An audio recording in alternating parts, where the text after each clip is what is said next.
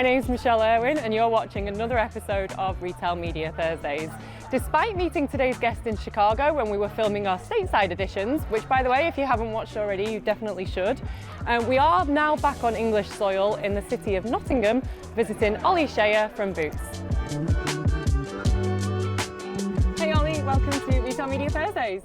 Amazing to be here, really love to be here. Lovely to be in Nottingham with you. I know, it's great to be here and such a great view. Yeah, it's a lovely part of Nottingham. We're here down by the canal, so it's really, really nice here. So do you want to introduce which pub we're at? Yes, so we're at the Canal House in Nottingham. So this is a building from the 18th century. So this is a really old Nottingham building, part of the canal district here. Really beautiful and an incredible selection of beer as well. That's always important. Very important. I love it. You can actually, for anyone visiting, you can actually go in and there's a canal barge in the actual pub itself. Yeah, there's a full waterway through the, it's really, really nice. It's incredible. So do you want to introduce yourself properly and tell us a bit more about your role at Boots? Yeah, of course, no problem at all. So I'm Ollie Shayer, I'm the Omni Media Director at Boots. So I look after two parts of my role. One half of my role is I look after Boots' core media, so the media that we buy ourselves, how we invest across channels like TV, through to PPC, so from above the funnel to below the funnel. And then the other half of my role is I look after Boots media group, so our retail media group. So I kind of get the chance to work across both strands of kind of media, which is really great. A big role. It keeps me busy, yeah, definitely. Sure it's definitely not quiet. Okay, so before we get into retail media, we always ask what your peak of the week has been. Yeah, so it's been a big week actually for us. So probably I'd say two.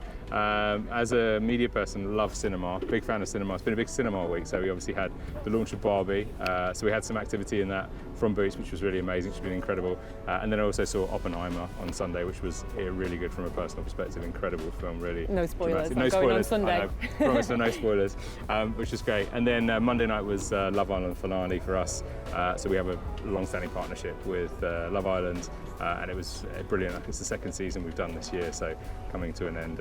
So yeah, it felt like at the end of kind of a little bit of end of our summer part there before we start to think about what's coming after that at the end of the year. Very fun, and we'll come back to Love Island later. Okay. Spoiler. So getting into the retail media side of things, you just mentioned that your role is obviously looking after the core media, promoting Boots, and also the retail media group, so giving brands the opportunity to use Boots properties to promote themselves. Yeah. Is there a reason why you keep those two separate? Yeah, I think I've always thought about it as kind of think about it holistically as media. So what's been really interesting over the last kind of 2 years has been kind of the way in which retail media is increasingly being seen as just holistically as media.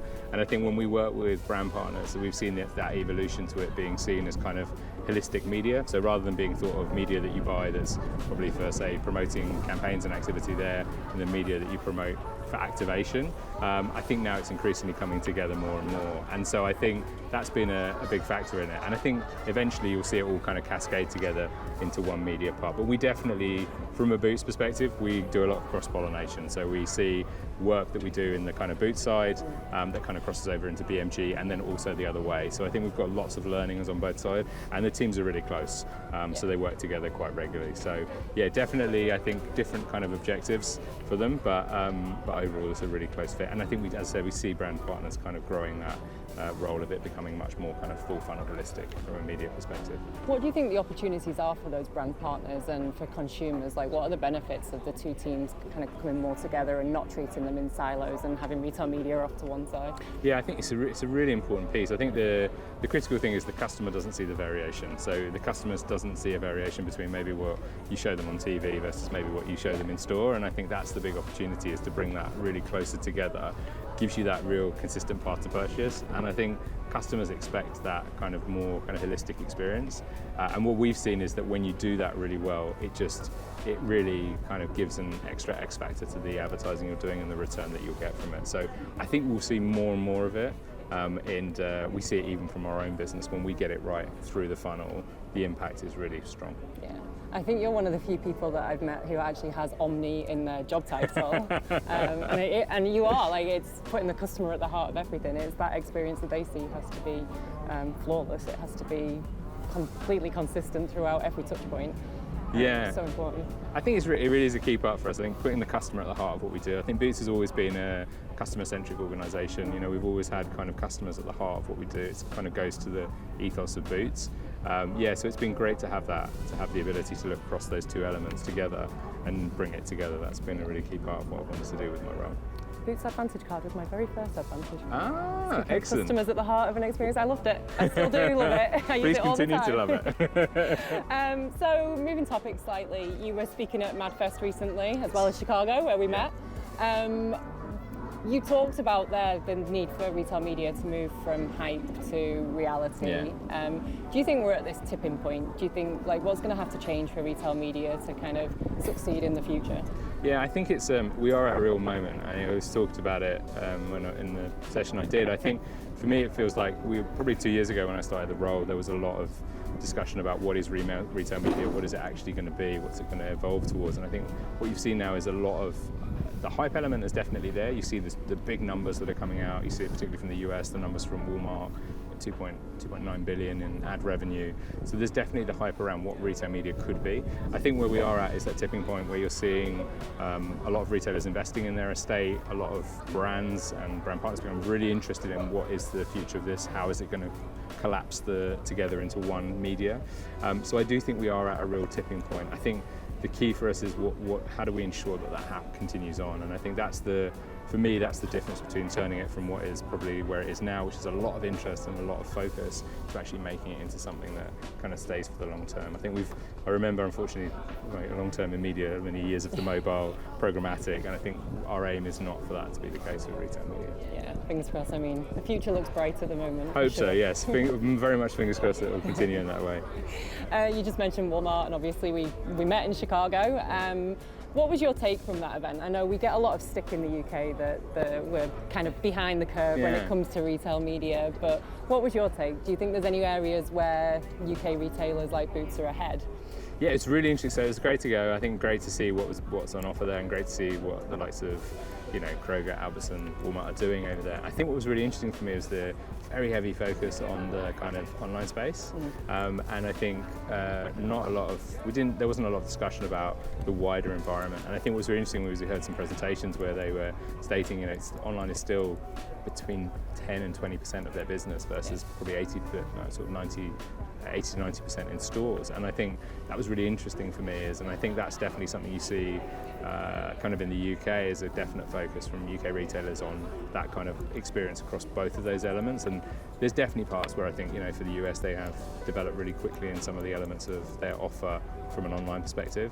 But I do think that kind of holistic offer does feel like, here in the UK we have some advantages there. So I didn't leave thinking that it's so far ahead from where we are, but there's definitely things that I took away, and I thought, there's real opportunities there for that. So yes, we did get a little bit of shtick as the UK contingent, but I think it was really, I definitely left thinking, we've got some stuff that they want to learn from us. Yeah.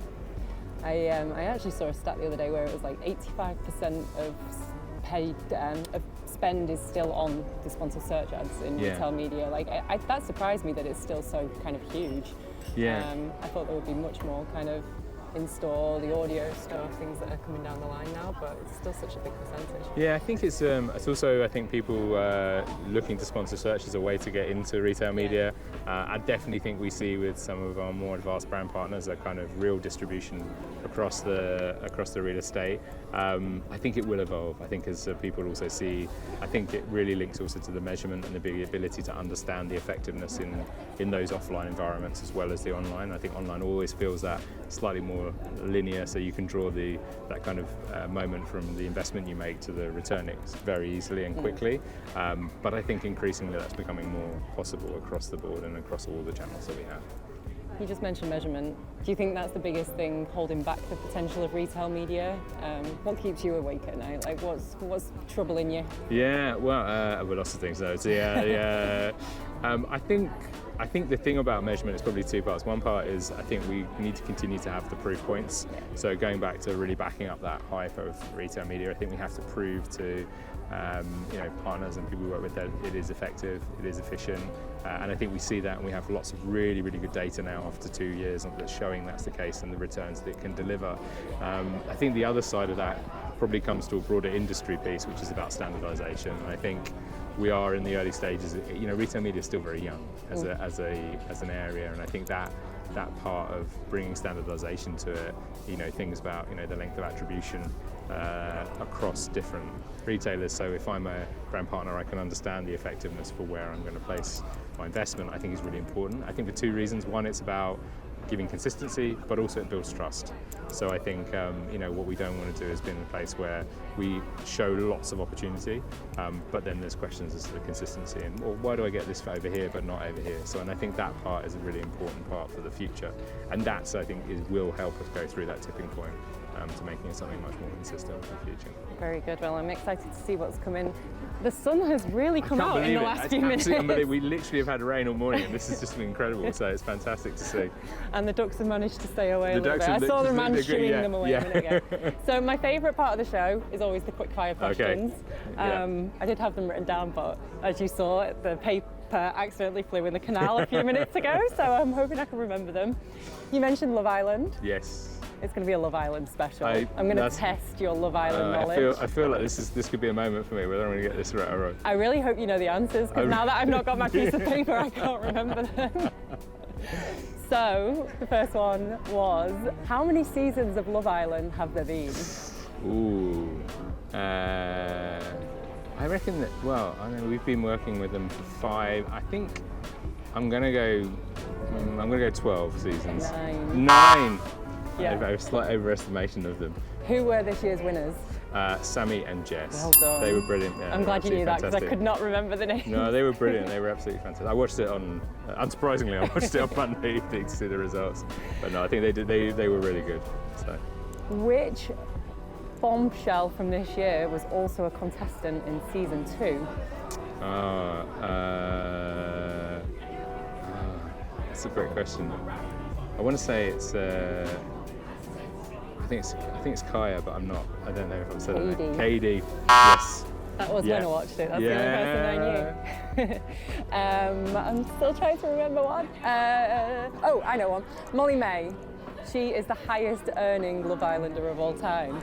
But what is her net worth? Wow. I'm going to go for 4 million. 4.5. Wow. Close. Not bad. Good. It's incredible. Not bad for a 8-week holiday at the end of it, getting that kind of money. Really well for it. And recently also got engaged as well. And had the baby. Yeah. And then last but not least, who is the voiceover? Who's the Scottish guy? Do you know Ian his name? Sterling. Yeah. He's brilliant. Love Ian Sterling. I saw him at Edinburgh Festival. He's fantastic. Yeah, very, very funny. He's excellent. I think he's been the consistency across that programming on all the 9 seasons. Has been absolutely fantastic. Very funny. Very, very funny. Very good guy. Well, it's been great meeting you. It's been good talking about all things Love Island and retail media, of course. But thank you so much for your time. Thanks so much for having me. It's been really, really great.